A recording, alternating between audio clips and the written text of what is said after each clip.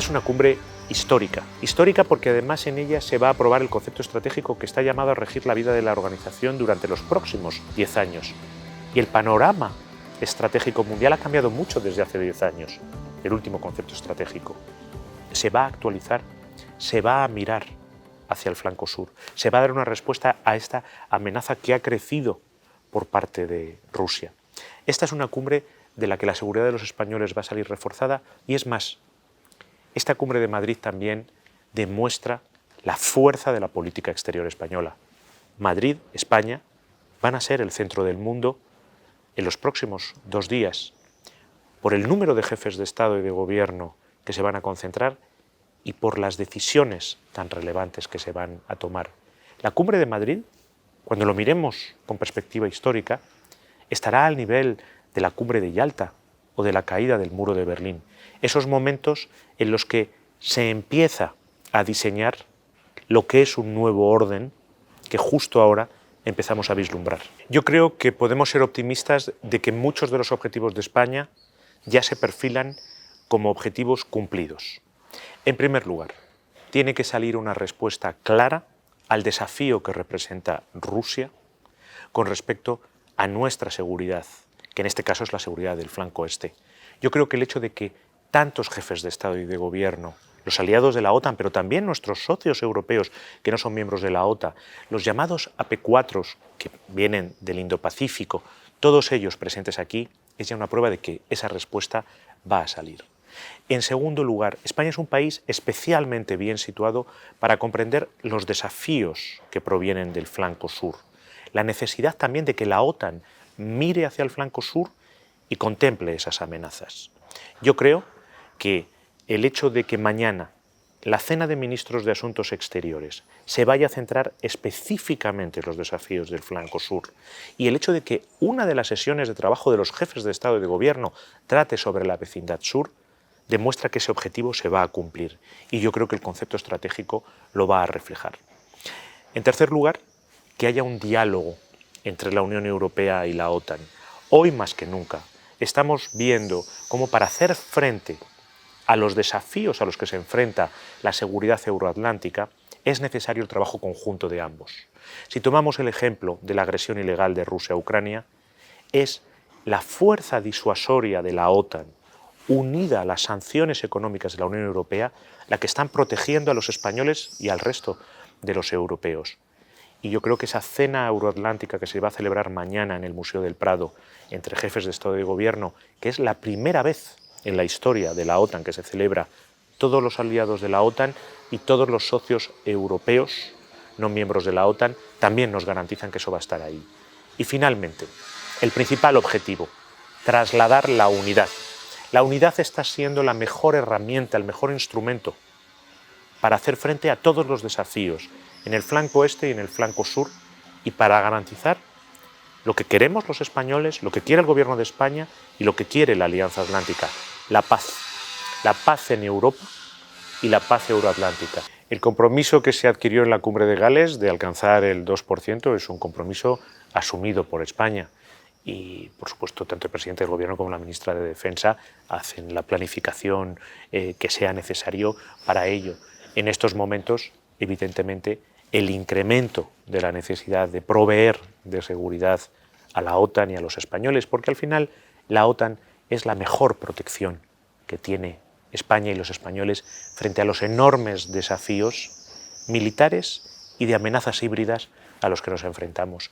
Por supuesto, ahí el presidente y la ministra de Defensa trazarán el calendario que consideren oportuno. La OTAN adapta su generación y despliegue de fuerzas al nivel de amenaza al que nos enfrentamos. Y una cosa debe de quedarle clara a los españoles, eso se hace por un único motivo, protegerles. Proteger a los españoles de cualquier amenaza. Y España, como país miembro de la OTAN, será solidario al nivel que le corresponde. De la misma forma que si España lo necesitara, el resto de países sería solidario con España. No tengo la menor duda de que la OTAN va a defender cada centímetro de la integridad territorial de cada uno de los aliados. La OTAN no sitúa ciudades en sus conceptos estratégicos. no sitúa Ceuta y Melilla, pero tampoco sitúa a las ciudades fronterizas de Lituania o Letonia con Rusia, que en estos momentos están mucho más amenazadas. Nadie pregunta si Vilnius o Riga van a aparecer en el concepto estratégico. Por lo tanto, yo creo que es un falso debate, porque es un debate que es claro. La OTAN defiende la integridad territorial, cada centímetro de la integridad territorial de los aliados. Hay un diálogo en marcha entre Suecia y Finlandia y Turquía, y nada más normal que esta cumbre de Madrid, que va a ser una cumbre histórica por muchos motivos. Uno de ellos es porque hay dos países de una tradición inveterada, que es casi una seña de identidad, su neutralidad como forma de proteger a sus ciudadanos, que han considerado que ante la agresión rusa al flanco este, la neutralidad ya no protege y piden entrar en la OTAN. Y España apoya de manera clara, firme, decidida, que estos dos socios europeos, dos democracias consolidadas como son Suecia y Finlandia, integren la familia de las democracias que es la OTAN. Y al mismo tiempo todas las inquietudes de seguridad que tienen todos nuestros aliados en la OTAN, incluido Turquía, tienen que tener una respuesta. Por lo tanto, nos parece totalmente normal que Madrid sea el marco hoy y a lo largo de todos estos días para acercar posiciones. Lo importante es que Suecia y Finlandia entren en la familia de la OTAN y que cualquier inquietud sobre su propia seguridad que pueda tener Turquía quede resuelta. Que sea durante la cumbre de la OTAN o en momentos posteriores, poco importa. Desde luego, nosotros preferiríamos que fuera lo antes posible. No olvidemos una cosa, la OTAN no es una alianza ofensiva, es una alianza defensiva. La OTAN no promueve guerras, no realiza guerras, no fomenta guerras. Lo que sí hace es reforzar sus flancos. Por lo tanto, cuando nos referimos a una integridad territorial, es claramente de los territorios de los aliados, cada centímetro de los territorios de los aliados. España tiene la geografía que tiene y lo que España desea es, con todos sus vecinos, tener las mejores relaciones, que esas relaciones no sean excluyentes de uno con otros y que se basen en unos mismos principios, que es lo que ofrecemos a todos nuestros vecinos. Respeto mutuo, beneficio mutuo, igualdad soberana y no injerencia en asuntos internos. Al final las relaciones de vecindad son relaciones globales y lo que nosotros buscamos, sobre todo con nuestros vecinos de la orilla sur del Mediterráneo, y aquí tenemos en España, en Barcelona, la sede de la Unión por el Mediterráneo, es crear esa región, con ambas orillas, la orilla norte y la orilla sur del Mediterráneo, que presentan muchas desigualdades, pero que tenemos que trabajar todos juntos para crearla.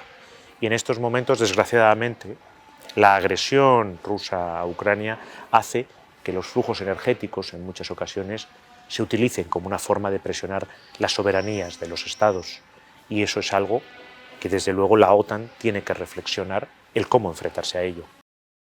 El asalto a la valla de Melilla se ha saldado con una tragedia humana que a todos nos conmueve, pero hay una complejidad en la gestión del fenómeno de la migración irregular que hace que los países de llegada y los países de envío y tránsito de migrantes irregulares tengamos que estrechar todavía más nuestra cooperación para que el Mediterráneo y el Atlántico no sean, verano tras verano, la tumba de tantas personas desesperadas que lo único que buscan es tener una vida mejor, que como hemos conocido hoy en Texas, porque es un fenómeno global, no aparezcan 46 emigrantes irregulares muertos dentro de un camión. Es un fenómeno muy complejo y hay que actuar sobre las causas profundas de ello. Por eso el Gobierno está poniendo encima de la mesa una nueva ley de cooperación que tiene al Sahel como zona prioritaria y que busca movilizar todos los recursos posibles y situar el 0,7 de la renta nacional bruta en ayuda oficial al desarrollo dentro de esa ley por primera vez en la historia. Por eso, este es el Gobierno que ha modificado la legislación para mejor integración y acogida de los emigrantes. Es necesario cooperar.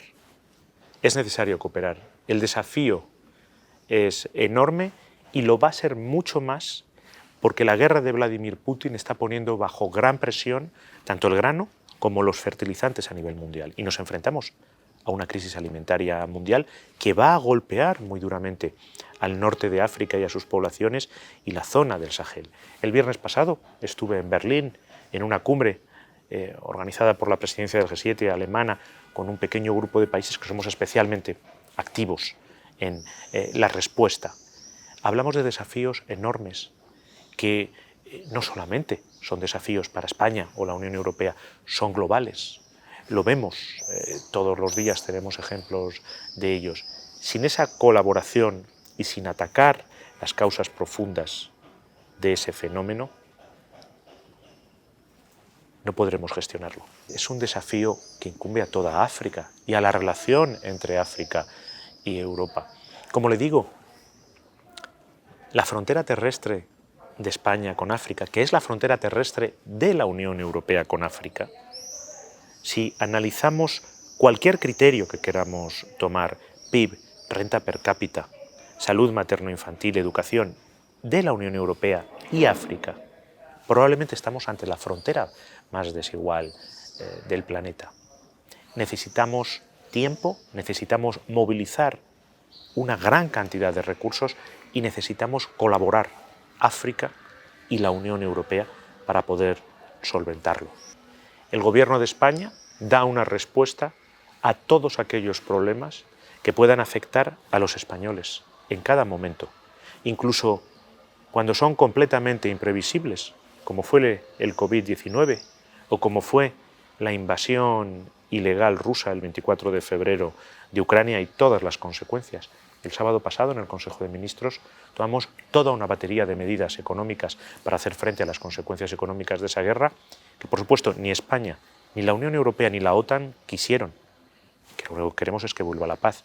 Pero a cada uno de los desafíos que afecta a los españoles, por supuesto, el Gobierno de España va a darle una respuesta. Mirando las últimas encuestas y barómetros que son además externos, es decir, nadie puede considerar que no son objetivos, el 87% de los españoles consideran que España, donde está más segura, es dentro de la OTAN. Yo creo que el apoyo social y de la opinión pública es muy evidente. Pero mire, todos los miembros del Gobierno estamos unidos en unos mismos fines, que es que la paz vuelva a Europa, que los soldados de Vladimir Putin vuelvan al interior de las fronteras de la Federación Rusa, de donde nunca debieron de salir. La OTAN, insisto, no es una alianza ofensiva. La cumbre de Madrid no es una cumbre belicista. Los líderes no se reúnen para preparar ninguna guerra, para fomentar ninguna guerra, ni siquiera de terceros. Nos reunimos para analizar las amenazas sobre los españoles, los europeos y nuestros aliados transatlánticos, y para estar seguro que si esas amenazas se concretizan, como se concretizaron en Ucrania, que no representaba ninguna amenaza para la seguridad o la integridad territorial de Rusia, le daremos respuesta. No se puede negociar una paz en Ucrania porque Vladimir Putin no tiene voluntad de negociar ninguna paz. Cuando se bombardean centros comerciales, maternidades, cuando no hay diferencia entre civiles y militares, ¿qué voluntad de paz es esa? Pero desde luego, ni Ucrania ha querido esta guerra, ni el gobierno Zelensky ha querido esta guerra, ni por supuesto la Unión Europea o la OTAN han querido esta guerra. Desde luego vamos a hacer todo lo posible porque vuelva la paz. Lo vamos a redoblar esos esfuerzos. La unidad de los europeos y nuestros socios transatlánticos es la mejor herramienta. El presidente Zelensky está invitado a participar, lo hará más que probablemente por una videoconferencia por las dificilísimas circunstancias que está viviendo, y habrá una sesión en la que se tratará sobre Ucrania. El objetivo de esa reunión, el objetivo de la invitación al presidente Zelensky de participar en esta cumbre OTAN es eso, es pensar entre todos cómo podemos más eficazmente hacer que vuelva la paz a Ucrania. Pero también no hay que olvidar, y hay que dejarlo muy claro, que la paz no exista en Ucrania, que la guerra haya vuelto a Europa. Tiene un único responsable, Vladimir Putin, y necesitamos que él participe también de ese mismo espíritu y que los soldados rusos vuelvan a las fronteras de la Federación Rusa.